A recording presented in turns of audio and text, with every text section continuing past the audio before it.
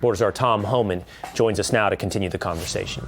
Tom, thanks for being with us here today. If 600,000, 605,000 was the number last year, and you're saying we haven't seen anything yet, what kind of numbers can we expect this year?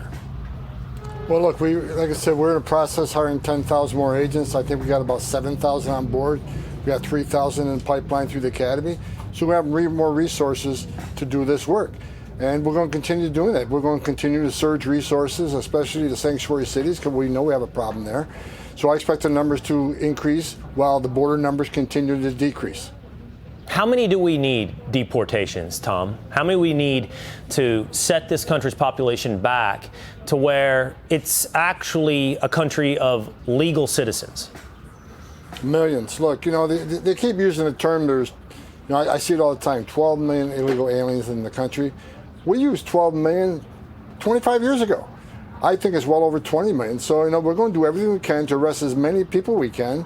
And that's for the president, priorities of public safety threat, of course, because they're the biggest danger to the community. But anybody in this country is here illegally. We're looking for them. We're going to arrest them and deport them.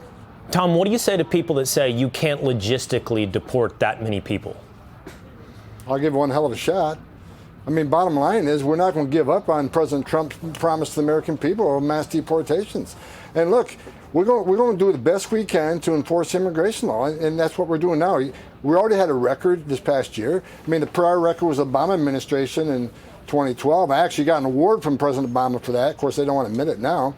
That was 409,000. We blew that out of the water, and we're going to blow it again out of the water next year. So, for those who say we can't possibly move that many people, we'll see. We're going to give it our best shot and try as hard as we can to enforce immigration law, because we need to send a message to the whole world that, for the non-criminals, most of them here are non-criminals, right? But we need to send a message to the whole world that it's not okay to enter the country illegally, which is a crime.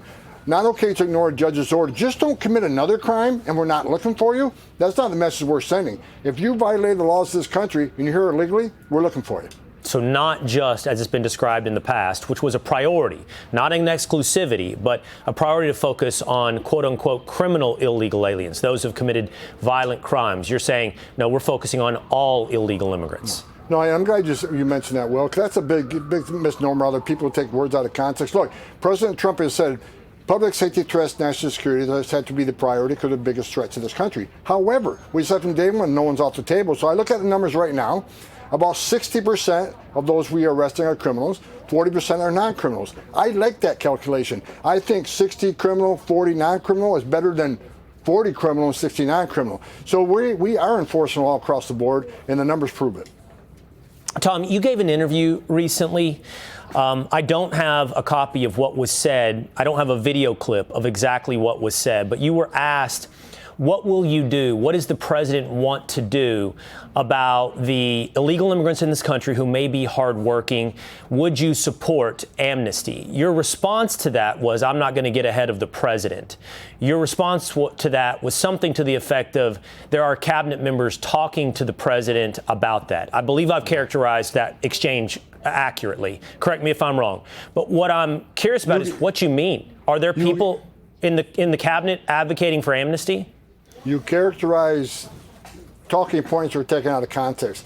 That interview, we opened the interview when we talking about policy, talking about where do we go from here, right? Because President Trump did executive orders, had the most secure border ever in Trump 45. President Biden came in, undid it all through executive order. President Trump came back in through executive order. Now we have the most secure border ever in history of this nation. My first comment was, we need congressional action to solidify this and enshrine this into law, so the next president doesn't come in and undo it all again through executive order. When we're talking about the non-criminal people being there ever, I said discussions are ongoing all the time. For instance, just recently there's been discussion about the Dignified Act that some members of Congress are pushing. There's always conversations going on, but let me tell you this, and I mean this. President Trump's been clear from day one, amnesty's off the table. He don't support amnesty in any form, either do I. Okay, I wanted to clarify that because when it looked like that interview, that it looked like that you were saying there are members of the cabinet inside of President Trump's administration talking to him about amnesty. Look, but it's not amnesty. It's not amnesty. We're talking about what can Congress do, in the future on immigration. But look, right behind me, the White House, you have White House Legislative Affairs, and they spend every day talking to members of Congress about legislation. But the president's been clear from day one. Amnesty's off the table. Okay. Tom, there is a news story that really has come down in just the last couple of moments. A moment ago, you brought up sanctuary cities, okay? USA Today is reporting that ICE officers will be headed to over 40 states.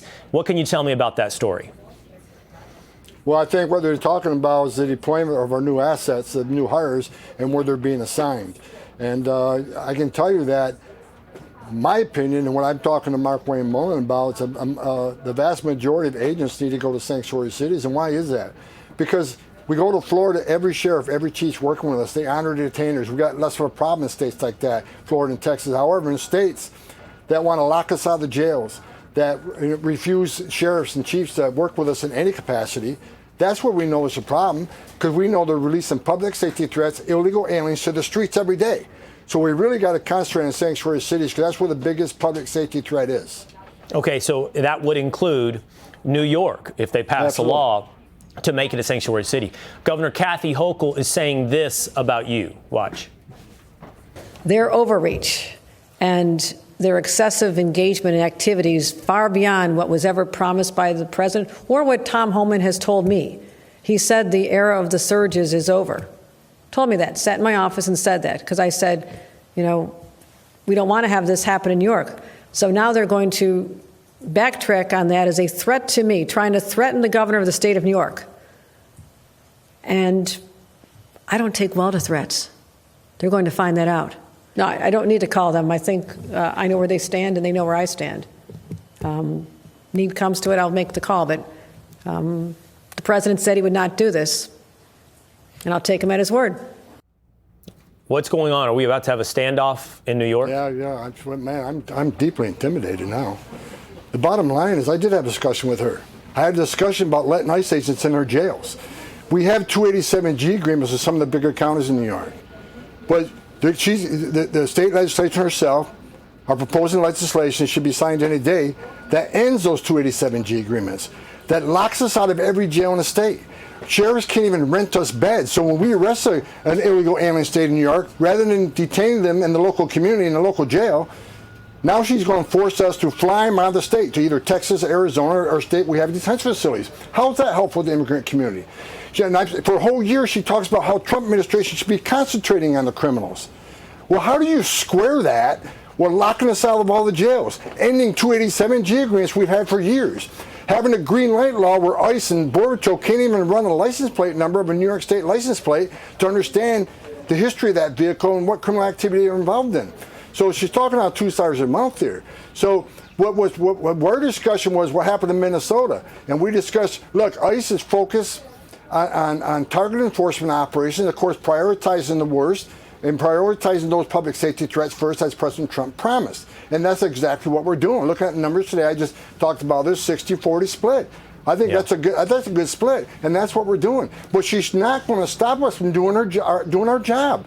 So when you take the efficiency of the 287G program and you kick us out of whatever jails we were working with, that means they release a public safety threat into the street. So rather than one agent taking the custody of one bad guy in the safety and security of a jail, which is safer for the officer, safer for the alien, and safer for the community, she's going to allow them to release back in the street, which means now the job that one agent could have done, I got to send a few jobs team of 6 or 7 agents to go find that person. So, of course, it wasn't a threat. It's just a response that if we lose those efficiencies and we got to send more agents to the street to find them, that requires more resources, and that's exactly what they're going to get. And one of the things she's not thinking about, again, if we can't detain them in the local area, we'll fly them out of state, away from their families and attorneys. If that's what she wants, I got no problem with that. But also what you need to understand is that if they simply work with us, we can prevent these threats from being in the community. She says she wants the local police to concentrate on local law enforcement. Well, doesn't that mean illegal alien criminals too? Take them off the street? Yeah. Sounds like based on everything I'm hearing from you today, expect more ICE in New York. Tom, I really appreciate the time today. Thank you. Thank you. Be sure to like and subscribe for all the Fox News latest on YouTube and catch full shows streaming now on Fox One.